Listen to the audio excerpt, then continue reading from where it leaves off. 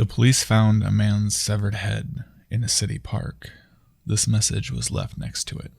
By Fell's disciple.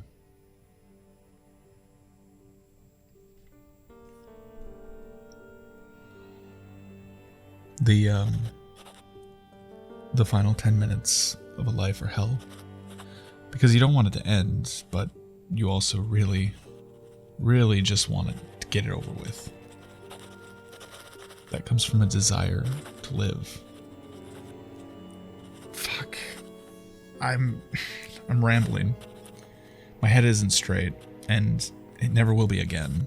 My body's in perfect health, but I'm gonna die anyway. The inevitability, despite the potential for salvation, is the scariest part. Because I'm looking back and realizing that every day of my life could have been a pathetic epilogue. We just trick ourselves into believing in assurance that the end isn't real. The man who tied me to this chair wants me to write and share my final thoughts. All I want is for him to change his mind about cutting off my head with the axe in his hands. I know he'll do it anyway, because he beheaded a child right in front of me not 2 minutes ago, just to prove that he's serious. He says he's fascinated by our thoughts on the edge of mortality. Strangely enough, I'm sad about the small things. I'll never taste my favorite coffee again. I won't replace the fading 1913 house number or finish painting the trills my wife has been nagging me about, even though I promised. I won't retire to New England, where the chilly October air reminds me of quickly fading college memories. I think the greater losses are too difficult to process in such a short time. It's probably a survival mechanism. My wife, she loves running her fingers through my hair, but I hope she'll never touch my head again after it's been ripped off from my body. I don't want that to be her last memory. I hope my corpse gets locked away so she'll never see it again. My daughter's 6.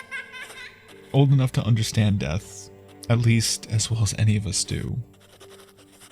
Too young to spend a lifetime navigating without a father, just because of one asshole who wants to watch a few minutes of my agony.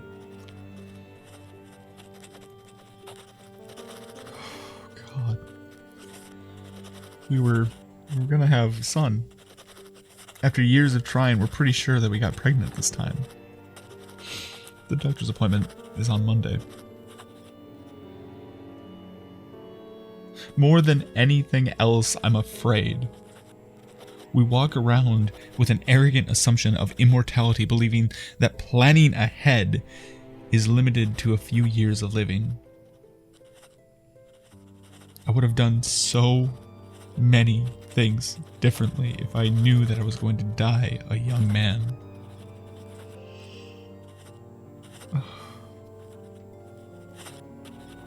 Oh God.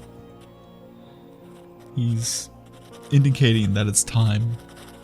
I think delirium and panic are ways to help us cope. I never realized that until just now. I'm afraid of what's on the other side, but if I can communicate before I go, I will. One blink is I love you. 2 blinks is that I will stay with you. 3 blinks means it hurts forever. But I'm only telling you that so that you can know it's real when I give you comfort, because nothing is assured. Live every day knowing that.